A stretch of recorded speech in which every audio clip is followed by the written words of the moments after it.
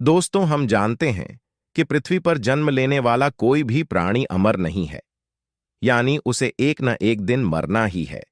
लेकिन क्या आप जानते हैं कि मरने के बाद आत्मा का क्या होता है? वह अपने घर क्यों लौटती है और कितने दिनों तक अपने घर में रहती है? अगर आप नहीं जानते, तो मैं आपको बता दूं कि इन सभी सवालों का जवाब गरुड़ पुराण में विस्तार से बताया गया है, और आज के वीडियो में हम आपको वही बताने जा रहे हैं। तो चलिए वीडियो शुरू करते हैं। नमस्कार दोस्तों, हमारे YouTube चैनल में आपका स्वागत है।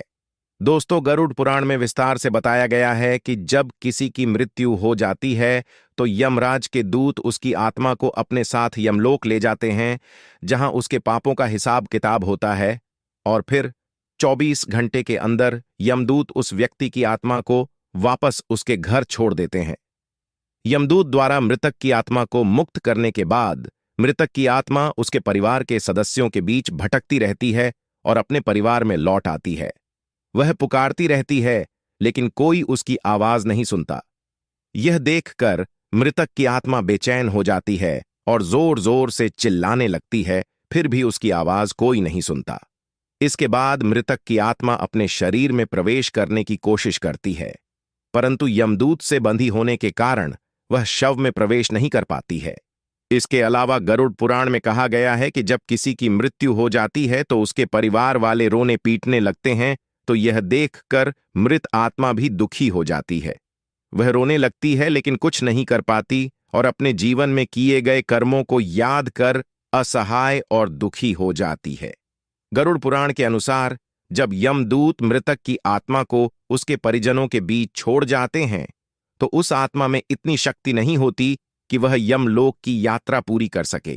गरुड़ पुराण के अनुसार किसी भी व्यक्ति की मृत्यु के बाद 10 दिनों तक किए जाने वाले पिंडदान से उस मृत आत्मा के शरीर के विभिन्न अंगों का निर्माण होता है, और फिर 11वें और 12वें दिन, यानी कि जब पिंडदान किया जाता है, मृत आत्मा के मांस और त्वचा का निर्माण होता है, और जब 13वें दिन तेहरवी की जाती है और मृतक के नाम पर पिंडदान किया जाता है, तो उसके माध्यम से ही वह मृत्युलोक से यमलोक तक की यात्रा पूरी कर पाती है।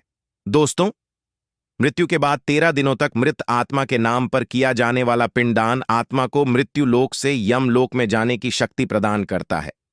दोस्तों, इसीलिए गरुड़ पुराण में बताया गया है कि जब किसी व्यक्ति की मृत्यु हो जाती है तो मृतक की आत्मा 13 दिनों तक उसके परिवार वालों के बीच भटकती रहती है, और इसके बाद मृतक की आत्मा मृत्यु लोक से यमलोक की यात्रा पर निकल जाती है, जिसे पूरा होने में 1 वर्ष यानी 12 महीने लगते हैं। दोस्तों, अब आपके मन में यह सवाल उठ रहा होगा कि अगर किसी मृत आत्मा के लिए पिंडदान नहीं किया जाए तो क्या होगा? तो आपको बता दूं, इस सवाल के बारे में गरुड़ पुराण में विस्तार से बताया गया है, जिसके अनुसार जिस मृत आत्मा का पिंडदान नहीं किया जाता है, उस मृत आत्मा को 13वें दिन यमदूत बलपूर्वक खींचकर यमलोक ले जाते हैं, जिसके कारण यात्रा के दौरान मृत आत्मा को बहुत कष्ट सहना पड़ता है। इसलिए हिंदू धर्म में प्रत्येक मृत आत्मा के लिए 13 दिनों तक पिंडदान करना जरूरी बताया गया है। इन सब के अलावा गरुड़ पुराण में यह भी बताया गया है कि 13वें दिन मृतक के लिए परिवार के सदस्यों द्वारा किया जाने वाला अंतिम संस्कार अगर कर्ज लेकर किया जाए तो मृत आत्मा को शांति नहीं मिलती है। मृत आत्मा को इन सभी बातों का बहुत ही दुख होता है। वह मन ही मन सोचती हैं कि काश मुझे अकेले ही ये सब सहना पड़ता। गरुड़ पुराण में यह भी बताया गया है कि यमराज ऐसे व्यक्ति को कभी माफ नहीं करते जो मृतक के परिजनों को कर्ज लेने और भोज आयोजित करने के लिए मजबूर करता है। ऐसे व्यक्ति की मृत्यु के बाद उसे तरह तरह से प्रताड़ित करते हैं और फिर वापस मृत्युलोक में भेज देते हैं।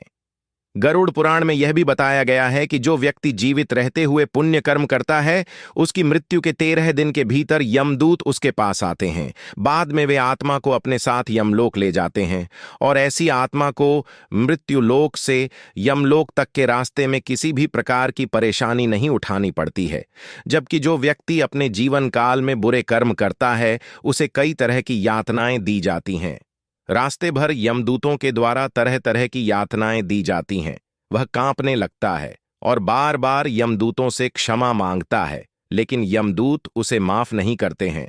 इसके बाद जब पुण्य आत्मा यमलोक पहुंचती है तो यमराज उसे स्वर्ग भेज देते हैं, जबकि पाप आत्मा को उसके द्वारा किए गए बुरे कर्मों की सजा भुगतने के लिए नरक भेज देते हैं और सजा पूरी होने के बाद उसे निम्न योनि में मृत्युलोक वापस भेज देते हैं। तो दोस्तों, मुझे उम्मीद है कि आप समझ गए होंगे कि मृत्यु के 24 घंटे बाद आत्मा अपने घर क्यों लौट आती है। तो दोस्तों, कैसी लगी आपको आज की जानकारी?